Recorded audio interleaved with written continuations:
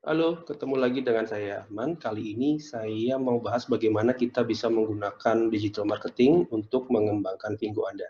Sebenarnya bukan hanya untuk Vingo sih, sebenarnya digital marketing strategi ini juga bisa kamu pakai untuk ngembangin bisnis kamu yang lain gitu ya. Jadi misalnya teman-teman punya bisnis usaha kue-kue atau misalnya jualan properti, strategi digital marketing ini juga bisa Anda pakai ya, seperti itu.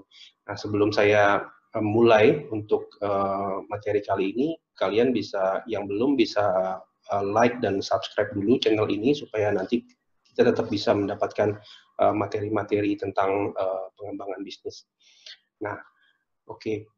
Pertama mungkin kita lihat dulu ya, kenapa sih kita mesti digital marketing zaman sekarang ini? Apa bedanya dengan pemasaran yang sebelum-sebelumnya gitu ya? Nah, kalau kita lihat di Indonesia sendiri saat ini data dari Hootsuite awal Januari di 2020 ya, ini data riset tahun 2019, itu sudah ada 174 juta orang yang menggunakan internet. Nah, artinya ini sudah lebih dari separuh loh, sudah 64% penduduk Indonesia yang ada di internet. Dan ini merupakan pasar yang luar biasa. Itu ya. Bahkan kalau kita lihat sendiri ya dalam pengalaman teman-teman sehari-hari lah misalnya seperti itu ya. Ada sekitar 175 juta tadi sudah kita bilang yang terhubung internet dan pertumbuhannya itu 17% ya. Dan rata-rata kalau kita hitung dalam sehari itu kita menggunakan internet baik itu di handphone ataupun di laptop itu sudah 7 jam lebih itu sehari ya. Jadi itulah kenapa pemasaran melalui media digital saat ini menjadi penting untuk dikuasain siapapun Anda. Nah, dalam materi kali ini saya tidak akan bahas terlalu teknis ya, kita akan ngomongin lebih mengenai konsepnya. Karena saya yakin Anda sebagai pebisnis tidak perlu terlalu tahu tentang teknisnya, tapi Anda perlu tahu, teman-teman perlu tahu konsepnya atau mindsetnya itu seperti apa kalau kita mau melakukan digital marketing. Nah, ini juga ada statistik teman-teman, channel apa saja sih yang saat ini sering digunakan. Nah, nomor satu saat ini memang masih YouTube ya, karena dimanapun juga orang lebih senang lihat video, orang lebih senang nonton ya daripada baca. Dan di channel yang kedua ada WhatsApp, terus kemudian ada Facebook dan Instagram. Nah, jadi kalau teman-teman punya waktu yang terbatas, nggak punya cukup banyak waktu, cukup fokus pada 4 yang di atas itu ya. Kalian fokus pada YouTube, WhatsApp, Facebook, dan Instagram, karena itulah kurang lebih sebagian besar di mana user internet itu berada. Kalau dilihat, ada 88% orang yang aktif di YouTube, WhatsApp 84%, Facebook 82%, dan Instagram 79%. Apakah berarti kita nggak perlu aktif di Twitter atau di Line? Silakan aja. Kadang juga setiap bisnis punya tipikal customer sendiri-sendiri. Kalau misalnya kalian jualan produk-produk yang digemari oleh anak-anak muda zaman sekarang atau misalnya istilahnya ABG lah. Nah, kalian tentu mungkin perlu aktif di Line karena anak-anak muda, anak-anak remaja itu lebih banyak aktif di Line daripada di Facebook ya. Jadi ini gambaran secara umum aja bagaimana platform yang digunakan. Anda mau aktif di mana, nah itu disesuaikan dengan kategori bisnisnya. Nah kemudian, nah ini kenapa kita harus melakukan digital marketing? Kenapa kita nggak lakuin traditional marketing? Sebenarnya bedanya apa sih? Nah, traditional marketing ini yang pemasaran zaman dulu teman-teman. Kita bikin brosur ya, kita sebarin brosur atau kita pasang iklan di koran seperti itu ya, atau TV pun juga masuk media tradisional.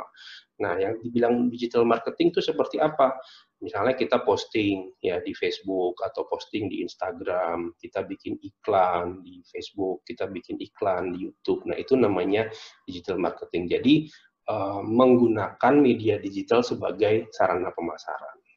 Nah, sebenarnya apa sih keuntungannya digital marketing dibandingin marketing yang model lama? Nah, digital marketing ini teman-teman bisa lakuin dengan modal yang kecil dan resikonya tentu saja juga minim ya. Contoh seperti ini. Kalau misalnya kalian bikin brosur, Anda tahu berapa biaya untuk bikin brosur itu ya. Satu rim misalnya taruhlah 300.000, 400.000, Anda dapat 500 lembar.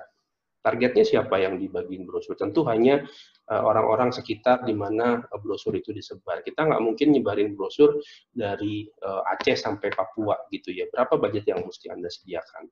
Nah, kalau dibandingkan dengan digital marketing, sekali Anda posting di Facebook atau di Instagram, itu bisa menjangkau banyak sekali masyarakat gitu ya. Atau misalnya sekali Anda buat konten di YouTube, itu bisa banyak sekali yang menonton, nggak hanya misalnya teman kita atau tetangga kita seperti itu.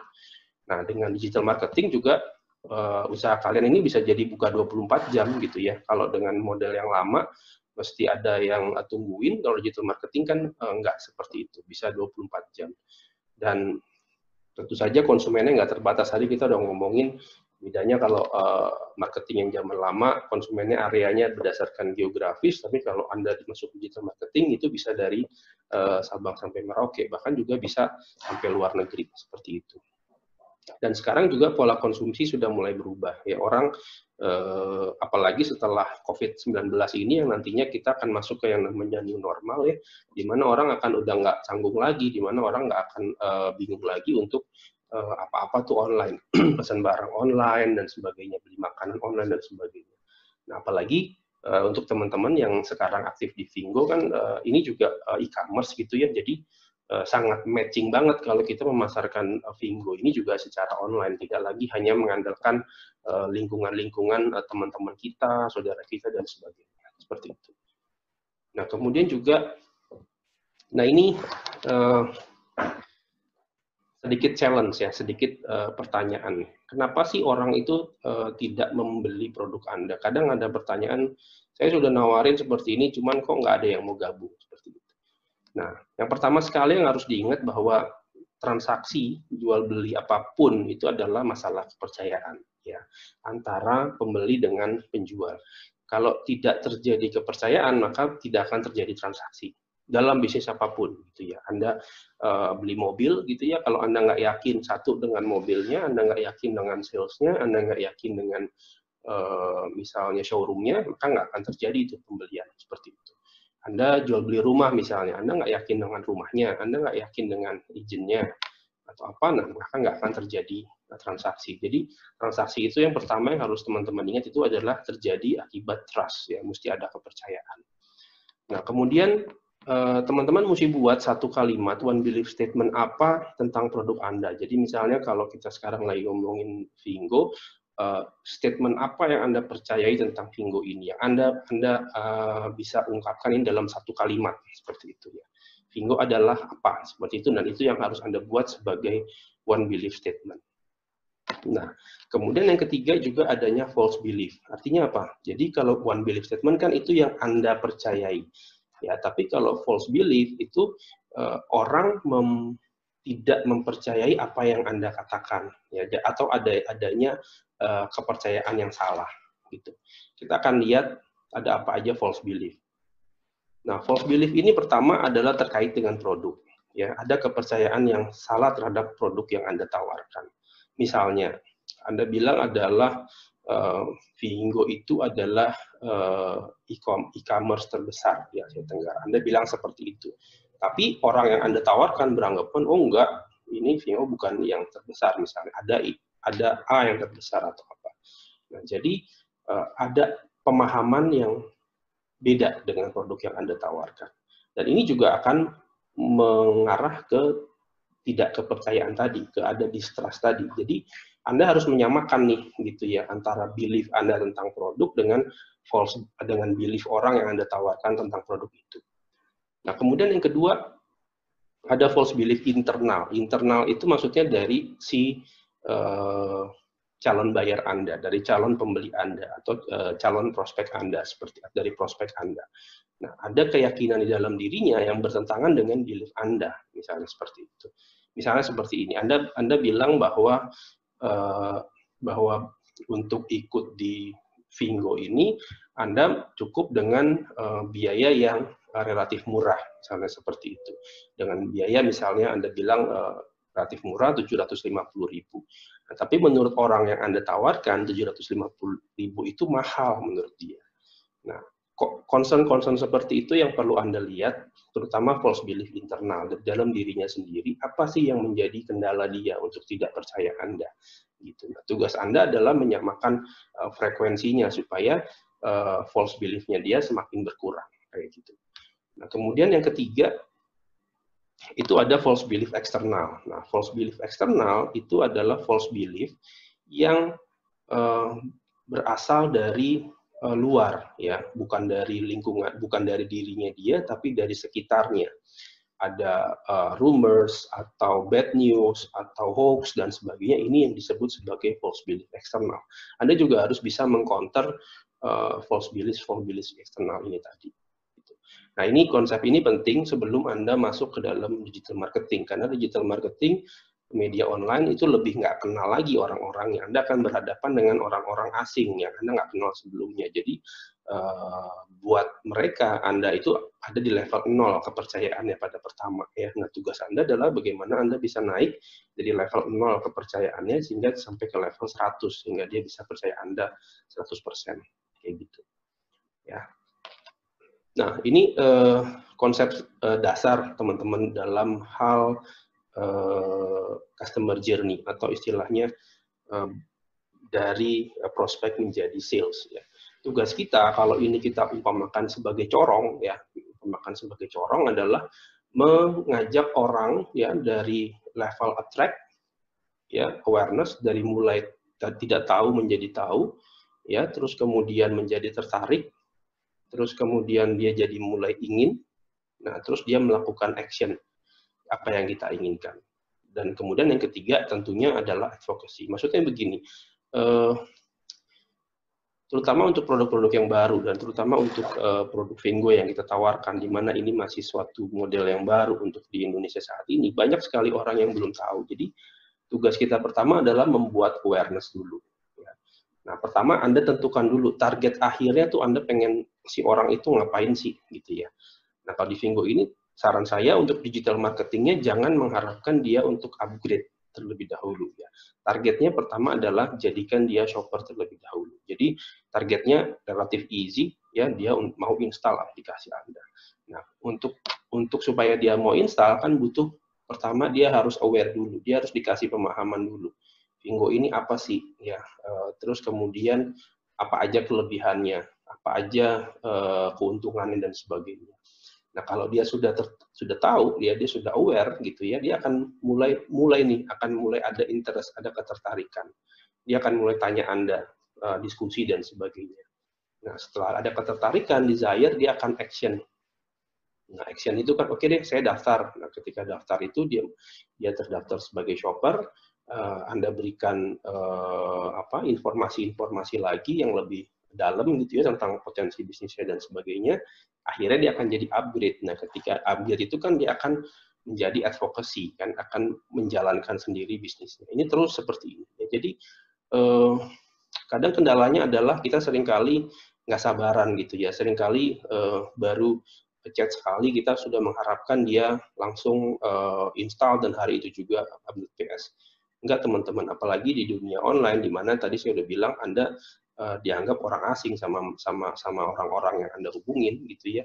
Anda perlu membuild trust itu dulu. Anda perlu membuat komunikasi dan kemudian trust itu dulu baru Anda bisa melangkah lebih jauh ya. Jadi ini harus dipahami betul ya konsep dari customer journey ini dalam apapun, dalam pemasaran apapun ya. Nah, teman-teman, orang baru Anda tawarin sekali nggak akan mau langsung beli, kecuali ya memang Anda kenal betul dengan orang itu ya. Tapi kalau kita ngomongnya bisnis secara umum, ngomongnya bisnis secara biasa, ya orang perlu ditawarkan 3, 4, 5, 6, 7, mungkin bahkan 10 kali baru dia akan merasa yakin untuk beli ya. Jadi nggak usah baper ya, nggak usah pusing kalau misalnya Anda baru infoin sekali, 2 kali nggak ada yang respon ya, karena memang nature bisnis itu seperti itu gitu ya. Dan ini adalah merupakan tugas Anda selaku penjual, tugas Anda selaku pengajak ya untuk itu tadi saya bilang jalin komunikasi dulu, build trust ya, terus kemudian sharing informasi. Itu kuncinya, sharing informasi apapun yang Anda tahu Tapi ingat, sharing informasi yang benar ya. Sharing informasi yang benar, Anda nggak boleh infoin berita-berita yang bohong gitu ya, atau misalnya dibilang ini apa namanya hanya 300.000 misalnya, padahal kan kita tahu untuk gabung itu misalnya 700.000 dan sebagainya. Anda berikan semua informasi yang benar ya, dan tentunya fokus pada kelebihan dan keuntungan seperti itu. Nah, kalau tadi kita udah ngomongin mindset, nah sekarang kita mulai masuk kepada strategi ya, karena kita harus pakai strategi, karena mau bikin apapun kita nggak pakai strategi ya susah nanti ya. Nah, Anda pertama yang harus penting lakukan ini adalah bikin marketing plan. Apa aja? Pertama yang sekali Anda harus lakukan, Anda kenali dulu produknya. Jadi Anda dalam hal ini, Anda mesti pelajarin dulu tentang Vinggo secara luar dalam, secara mendetil. Nah, setelah Anda yakin, Anda tahu, ya, Anda tentuin sasarannya. Anda mau marketing ini ke level yang mana nih? Anda mau menyasar ke yang mana? Gitu. Oh, saya mau menyasar ke semua orang, ya boleh aja, cuman akan lebih baik kalau misalnya Anda spesifik. Misalnya ini nggak harus hanya satu segmen aja ya. Misalnya dalam bulan ini Anda mau mentargetkan, contoh misalnya orang-orang yang mau pensiun deh gitu ya. Anda mau mentargetkan orang itu. Kadang kan orang-orang yang bekerja pasti mau mikir nih, saya bentar lagi pensiun, saya mesti bikin apa nih, saya mesti usaha apa kayak gitu kan. Nah, Anda bisa tentuin sasaran seperti itu. Tujuannya apa? Karena nanti dengan Anda menentukan sasaran, Anda bisa menggunakan bahasa-bahasa yang masuk ke sasaran itu tadi. Kalau misalnya nih kita menyasar orang-orang yang bekerja dan sebentar lagi akan pensiun, konten-konten kita, materi-materi yang akan kita berikan itu nanti ya bahasanya kan seputar itu, misalnya sudah siapkah Anda dengan masa pensiun Anda, seperti itu. Atau misalnya Anda bisa bilang tip bisnis untuk mempersiapkan hari tua, seperti itu. Nah, tapi kalau Anda menentukan sasaran misalnya anak muda, ya anak muda, anak kuliahan, Anda gunakan konten yang pensiun, pasti nggak akan kemakan gitu ya, kontennya nggak akan kemakan, karena buat dia, ya gue kan masih muda, nggak mungkin mikirin pensiun juga kali, nah kayak gitu, seperti itu ya. Nah, kalau Anda sudah tentuin sasarannya, Anda lihat sekeliling kompetitor. Kompetitor itu artinya apa? Kan Anda pasti bisa lihat yang nawarin Anda Vinggo kan pasti juga banyak. Anda bisa lihat bagaimana cara dia membuild komunikasi di media sosial, bagaimana konten-konten dia. Karena cara yang paling mudah untuk dalam digital marketing itu adalah ilmu ATM, teman-teman ya. Jadi amati, tiru, modifikasi. Nah, jadi dari Anda melihat bagaimana kompetitor Anda bekerja, Anda bisa buat sendiri materi-materi Anda. Dan kemudian yang terakhir ini tentuin budget. Budget ini bisa macam-macam ya, bisa budget tentunya dalam hal keuangan. Apalagi kalau nanti Anda memutuskan untuk menggunakan paid traffic atau iklan, Anda tentuin budgetnya seberapa besar Anda mau spend di situ ya. Nah, kemudian berikutnya saya mau ngomongin konten, karena di dalam digital marketing is all about content gitu ya. Di channel apapun Anda mau pakai, mau di channel Facebook, mau di Instagram, mau di YouTube, Anda perlu bikin konten yang berkualitas, karena ini adalah ya makanannya digital marketing ya, konten itu tadi. Orang akan mencerna apa yang Anda posting, orang akan melihat apa yang Anda share. Jadi beberapa tips ya untuk membuat konten yang berkualitas itu sebaiknya original. Original ini artinya bukan sesuatu yang sudah basi, sudah lama gitu ya, dan ini sebaiknya original atau asli seperti itu ya. Dan Anda gunakan headline yang kuat. Headline yang kuat itu nanti kita akan lihat di belakang bagaimana kita bisa membuat headline yang bisa menarik orang untuk membaca lebih lanjut. Dan kalau Anda sharing data, ya kalau Anda sharing statistik atau apa data-data lainnya, sebutkan sumbernya dan pastikan sumbernya itu dari kredibel, sumbernya itu kredibel, bukan dari sumber yang abal-abal atau unknown. Ya. Kalau Anda posting statistik, pastikan itu sumbernya dari mana, gitu. Atau Anda posting berita, pastikan itu sumbernya dari mana, bukan dari website yang nggak jelas seperti itu. Dan sebaiknya konten-konten Anda tuh juga bisa memberikan jawaban. Maksudnya bisa memberikan jawaban tuh gimana? Kayak gini, misalnya Anda tadi memberikan sasaran kepada orang-orang yang mau pensiun gitu ya. Nah, dengan Anda memberikan konten, misalnya 5 tips untuk mempersiapkan masa hari tua. yang aman secara finansial seperti itu. Nah, itu kan bisa memberikan jawaban. Jadi orang akan interest, orang akan tertarik untuk membaca lebih lanjut. Nah, yang terakhir ini Anda gunakan gambar ya, karena orang lebih mudah melihat gambar ketimbang kumpulan tulisan seperti itu. Nah, kemudian berikutnya saya mau ngomongin masalah headlines. Jadi headlines ini ya sama kayak kita baca berita, kayak kita baca surat kabar gitu ya. Seringkali kita baca headlines-nya dulu, jarang sekali kita akan langsung lihat seluruh isi tulisan. Kalau kita lihat headline-nya menarik, baru kita akan lihat tulisannya. Nah, itulah kenapa orang lebih banyak melihat headline sehingga headlines itu jadi penting gitu ya. Nah, ini ada satu statement dari David Ogilvy. Dia adalah seorang pakar marketing ya.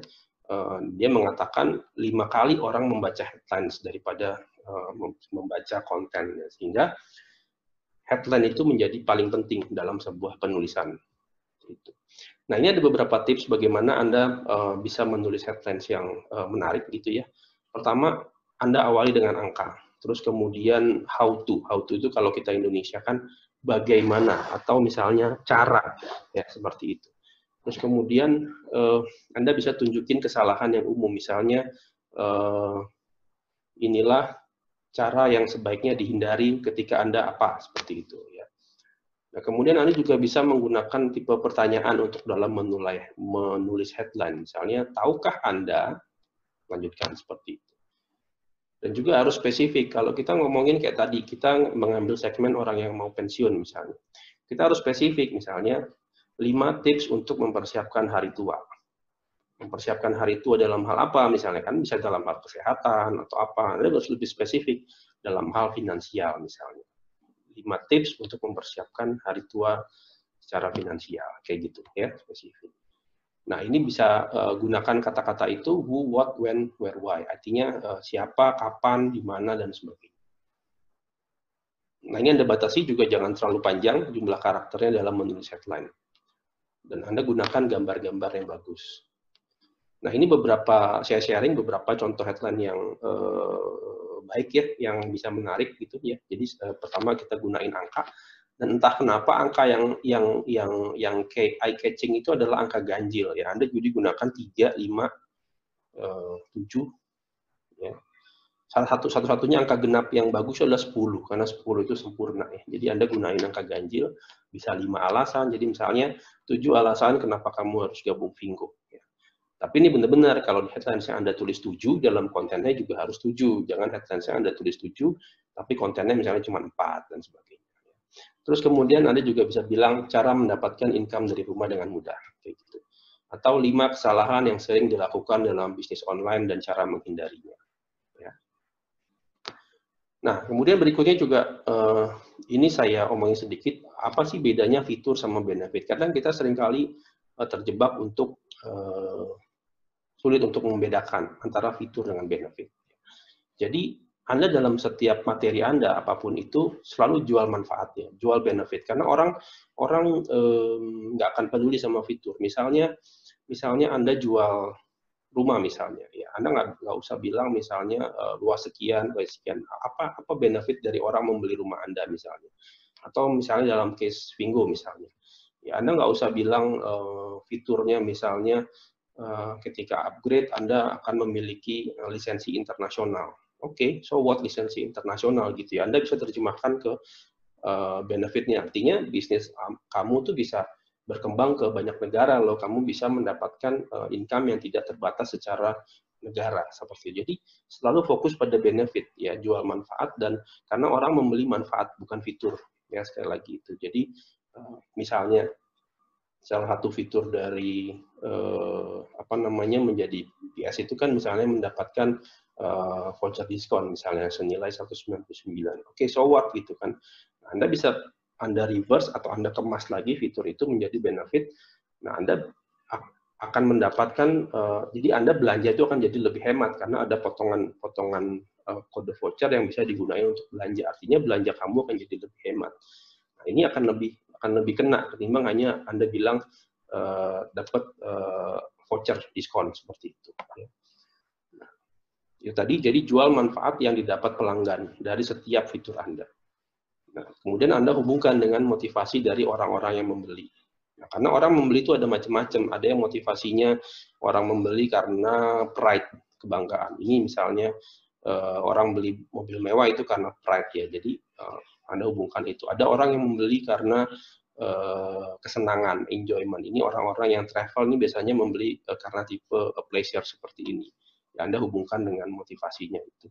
Nah, dalam hal Vingo, misalnya Anda bisa hubungkan motivasi orang membeli itu dengan financial freedom. Artinya financial freedom itu kan orang nggak lagi khawatir dengan ekonominya seperti itu. Nah, Anda hubungkan ke situ, gitu ya. Anda ngomongnya ke situ. Nah, ini contoh ya bagaimana dulu iPod ketika dia Apple memasarkan iPod, sebenarnya fiturnya itu adalah dia punya 1 GB storage untuk MP3. Tapi dalam semua iklannya dia hanya ngomong ini bisa muat 1000 lagu di kantong Anda. Make sense kan? Nah, soalnya kalau kita ngomongin 1 GB, so what 1 GB? Apa gunanya buat saya 1 GB itu?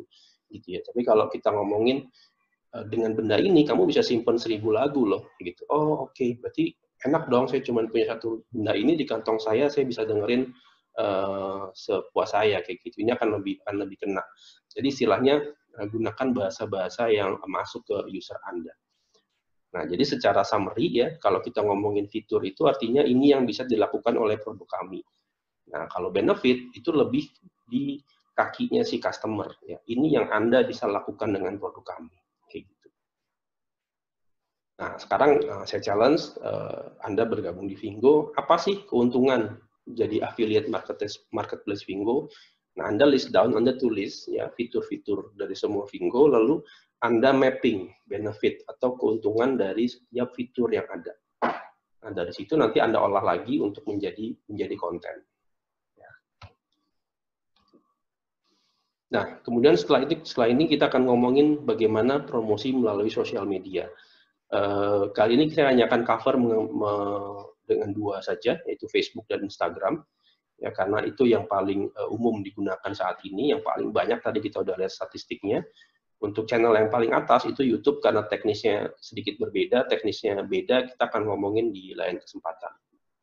Social media marketing ini Anda harus ikutin 3 rules of posting ya. Harus ada 3E.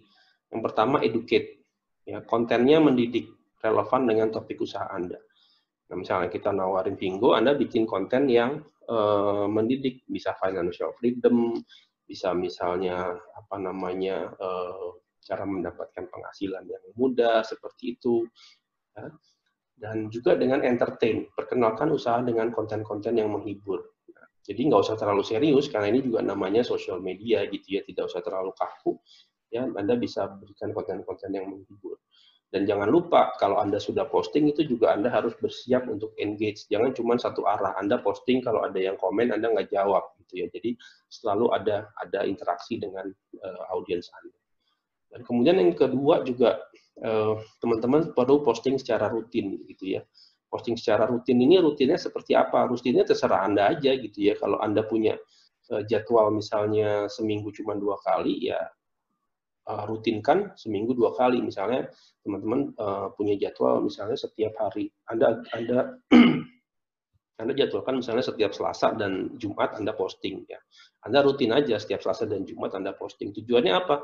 Supaya orang juga tahu bahwa memang Anda ini memang serius gitu, nggak cuman hari ini posting terus kemudian lupa, minggu depan nggak posting lagi dan sebagainya. Nah, ini challenge karena kadang kebanyakan dari kita tuh kalau ketika baru mulai itu pasti rajin posting, tapi begitu udah seminggu nggak ada yang komen, nggak ada yang nge-like dan sebagainya, udah mulai nggak semangat lagi posting. Padahal kuncinya di dalam digital marketing itu adalah konsisten dan pengulangan itu tadi. Ya. Jadi semakin sering kamu posting, semakin sering kamu update, orang akan semakin tertarik ya. Dan konten kita nggak usah melulu untuk mengajak orang gabung gitu ya, nggak usah terlalu hard selling, nggak usah terlalu maksa dalam quote unquote gabung sekarang atau apa, nggak usah. Anda sharing aja berita-berita tentang seputar topik usaha Anda. Jadi gunain teknisnya lebih soft selling itu tadi, tapi rutin. Dan ini juga penting lengkapi dengan logo atau brand. Ya, ini utamanya kalau Anda punya usaha sendiri gitu ya, Anda punya merek sendiri. Anda bisa lengkapi ini dengan logo atau brand dalam postingan Anda. Nah, ini kita ngomongin Facebook ya, kita tahu bahwa Facebook itu yang saat ini masih paling populer ya di seluruh dunia, walaupun memang trennya semakin turun kalah dengan Instagram dan yang lain-lain. Teman rata-rata memang ini masih yang paling banyak banget untuk dipakai. Nah, ini saran saya kalau teman-teman belum punya Facebook page, ini Anda mesti buat dari sekarang. Apa bedanya Facebook page dengan profile? Profile ini adalah Anda punya pribadi ya. Kalau Facebook page ini bisa untuk bisnis Anda. Jadi saya sarankan untuk bisnis Anda bikin Facebook page. Apakah ini artinya bikin Facebook profile yang terpisah? Enggak. Dalam satu Facebook profile bisa ada banyak Facebook page. Ya, kita akan cover mengenai bagaimana cara membuat Facebook page dalam nanti video terpisah. Ya. Nah, bagaimana sih cara bikin posting yang baik di Facebook? Nah, ini tips aja sih. Ya, jangan lebih dari 2 kali sehari gitu ya. 2 kali sehari cukuplah gitu ya. Sehari sekali it's much better kayak gitu. Dan kemudian jangan hanya posting hanya teks gitu ya, karena orang cenderung nggak baca teks gitu ya. Hanya teks aja, ini banyak orang bilang nggak menarik. Jadi Anda selalu ikutin dengan gambar atau Anda kasih video gitu ya, atau Anda kasih link gitu. Nah di kita kan ada banyak sekali materi-materi yang tersedia. Anda bisa pakai dari situ gitu. Karena kalau hanya teks aja orang cenderung akan lewat. Gitu. Nah, ini untuk ukuran gambar, ini ada rekomendasi untuk ukurannya, minimum 472 kali 394 piksel. Nah, ini kalau ada yang nanya, kira-kira waktu yang paling pas untuk posting itu kapan gitu ya? Nggak ada yang tahu sih pastinya kapan, cuman kalau ini berdasarkan statistik, itu rata-rata orang aktif di Facebook itu di hari Rabu. Ya. Anda lihat Rabu antara jam 11 ya, jam 11 dan 1 siang itu paling banyak audiens di Facebook gitu ya. Jadi menurut statistik ya, ini lagi-lagi menurut statistik ya, Rabu itu adalah hari terbaik untuk posting karena dia terutama di jam 11 dan 1 siang. Paling jelek itu adalah Minggu. Kenapa? Minggu itu biasanya orang family time. Cuman kalau dalam kondisi sekarang ya, lagi kita COVID di mana-mana kita nggak bisa kemana-mana ya. Kayaknya sih tiap hari bagus aja sih buat posting kayak gitu. Nah, yang penting jangan posting terlalu pagi dan terlalu malam. Ya jelas lah, karena orang belum bangun dan orang udah tidur, nggak ada juga yang baca gitu ya. Nanti juga in the end postingan Anda akan ketimpa sama yang lain kayak gitu. Nah, cuman jangan lupa bahwa ini ada statistik secara umum. Ini ada statistik secara umum, artinya beda kategori, beda juga gitu ya. Jadi nggak ada cara yang paling mutakhir kecuali Anda tes ya. Anda sesuaikan dengan audiens bisnis Anda. Dan jadi saran saya testing. Anda cek aja, misalnya Anda posting pagi, responnya seperti apa. Anda posting siang, responnya seperti apa. Kayak gitu. Dan ini penting banget ya untuk mengecek waktu-waktu ini. Nah, ini bagaimana cara teman-teman bisa meningkatin followers di Facebook page kalian ya. Anda bisa ikut grup yang relevan. Misalnya kayak Vingo ini, kita bisa ikut grup-grup misalnya bisnis online, terus kemudian peluang usaha, ya, terus misalnya grup asuransi dan sebagainya, ini bisa diikuti. Cara yang kedua, kalau Anda ada budget, Anda bisa promosi dengan Facebook Ads, ya. Dan Anda juga bisa lakukan secara offline. Ya, Anda kasih tahu teman-teman Anda punya Facebook page, bisa follow dong kayak itu. Ya. Nah, yang kedua, saya mau ngomongin mengenai Instagram. Instagram ini juga penting karena banyak orang aktif di Instagram sekarang gitu ya. Dan mana Instagram ini adalah merupakan photo sharing platform. Ya, namanya aja photo sharing ya. Jadi konten-konten Anda dalam Instagram ini baiknya kuat dengan foto gitu. Kalau Anda nggak punya foto yang kuat message-nya yang berkualitas, nggak usah posting deh di Instagram gitu ya. Nah, yang penting dalam Instagram ini bagaimana orang bisa nemuin Anda di Instagram. Artinya Anda harus pakai hashtag-hashtag yang relevan ya, supaya kalau orang cari hashtag tertentu itu bisa nemu ke page Anda atau ke Instagram Anda seperti itu. Nah, bagaimana orang bisa ngetahuin apa yang Anda jual atau Anda yang tawarkan, dan bagaimana orang bisa memiliki interest terhadap konten Anda. Setelah itu bisa mulai kenal dan kemudian melakukan transaksi. Nah, kalau Anda belum punya Instagram business profile, Anda perlu buat deh. Karena kenapa? Dengan Instagram business profile ini si followers Anda tuh bisa langsung hubungin Anda dengan klik tombol kontak seperti itu. Dan juga dengan Instagram Business Profile ini ada Instagram Analytic Tools atau namanya Insight ini yang bisa kalian pakai untuk bisa melihat performance dari Instagram Anda. Nah, ini nggak ada kalau Anda pakai Instagram yang personal. Nah, ini beberapa tips untuk bagaimana Anda menggunakan Instagram ya. Anda tentuin dulu tujuan Anda di Instagram tuh mau ngapain. Apakah mau jualan ya, apakah mau bikin personal branding, atau mau buat list building. List building ini artinya leads ya, kayak gitu. Karena untuk setiap tujuan ini kontennya akan beda-beda ya. Kalau Anda misalnya tujuannya jualan ya Anda akan lebih banyak konten-konten yang walaupun tidak boleh terlalu hard selling ya, Anda gunakan konten yang educate tapi in the end jualan. Nah, kalau tujuan Anda adalah personal branding, Anda ingin supaya orang lebih kenal siapa Anda, nah konten-kontennya lebih mengarah ke sana. Kayak gitu. Dan yang kedua, tentukan target audience. Nah, ini seperti tadi saya omongin di depan, ini penting banget karena target audience ini menentukan bagaimana gaya Anda nanti berkomunikasi di sana gitu ya. Gimana Anda ngomongnya, gimana Anda nulisnya, gimana Anda memilih gambar dan sebagainya. Kalau Anda memilih targetnya anak muda, pasti Anda harus ngomong dengan gaya bahasa anak muda atau memilih gambar-gambar yang warna-warna anak muda seperti itu. Dan Anda siapkan landing page, jangan lupa karena ya supaya orang tahu setelah klik ini perginya kemana. Nah, kalau di Vingo kan Anda dapat landing page untuk supaya orang daftar karena Anda masukkan itu dalam Instagram bio Anda misalnya seperti itu. Dan ini konten yang berkualitas harus foto ya karena Instagram itu foto sharing. Jadi foto Anda tuh nggak boleh asal-asalan gitu ya, yang mau Anda posting di situ mesti yang kualitasnya kualitas HD seperti itu. Nah, ini ada beberapa kesalahan yang sebaiknya Anda hindari dalam membuat konten Instagram. Pertama, Anda posting tapi kontennya itu aja gitu ya. Jadi orang akan bosen juga kali ya. Misalnya Anda bilang nih Anda mau posting seminggu 2 kali atau seminggu 3 kali, tapi setiap Anda posting ya kontennya itu aja gitu. Nah, ini akan jadi ngebosenin gitu. Jadi orang akan males jadinya. Mungkin yang tadinya follow jadi unfollow gitu, atau yang tadinya mau follow jadi nggak jadi follow gitu. Jadi ketika Anda posting itu gunain konten yang fresh, menarik setiap saat, jangan diulang-ulang. Anda bisa boleh ulang, ya misalnya sudah 1 bulan, misalnya Anda posting sehari 2 kali gitu ya, jadi dalam seminggu ada 14 posting, dalam sebulan mungkin Anda bisa ulang, gitu ya, karena orang mungkin sudah lupa. Tapi kalau scene sequence Anda 3 kali posting materi yang sama, ini pasti akan nggak menarik gitu ya.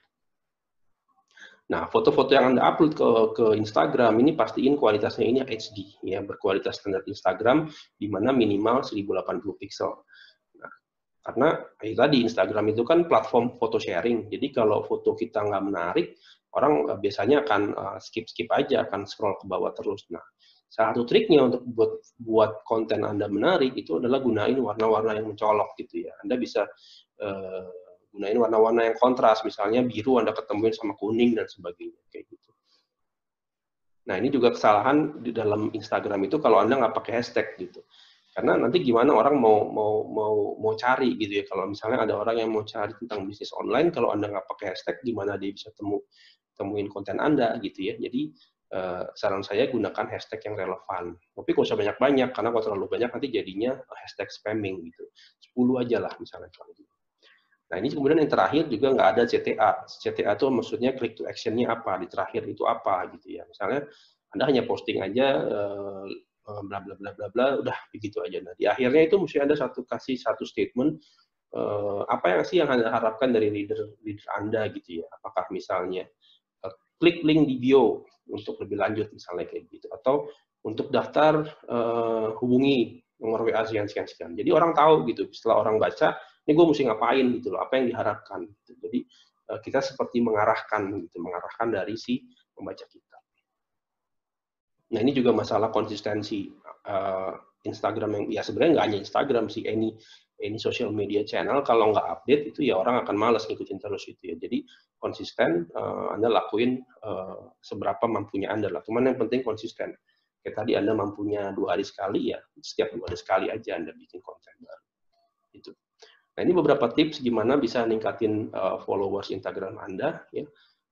Kasih alasan kenapa orang-orang itu harus follow Anda. Misalnya untuk mendapatkan tips-tips menarik tentang bisnis online, silakan follow ya. Terus kemudian konten-konten yang berkualitas, terutama foto ya. posting dengan jadwal yang konsisten. Ini sedikit mengulang yang tadi ya, karena in the end ketika orang sudah nyaman dengan materi kalian, sudah yakin dengan materi kalian, mereka pasti akan follow dan mungkin akan merekomend teman-teman yang lain. Oke, itu aja yang bisa saya sharing pada kesempatan kali ini ya. Ini mengenai very basic digital marketing. Jadi pemahaman dasar dulu sebelum kita mengarah ke teknis. Jadi apapun yang kita lakuin dalam digital marketing, gunakan mindset itu tadi semua yang ya saya akan coba rangkum sedikit. Ya, pertama Anda siapkan dulu ya, target-targetnya. Target audiens itu penting karena itu akan membuat materi-materi kita lebih terstruktur seperti itu. Nah, itu saja yang saya sampaikan kali ini. Sampai ketemu di video-video berikutnya.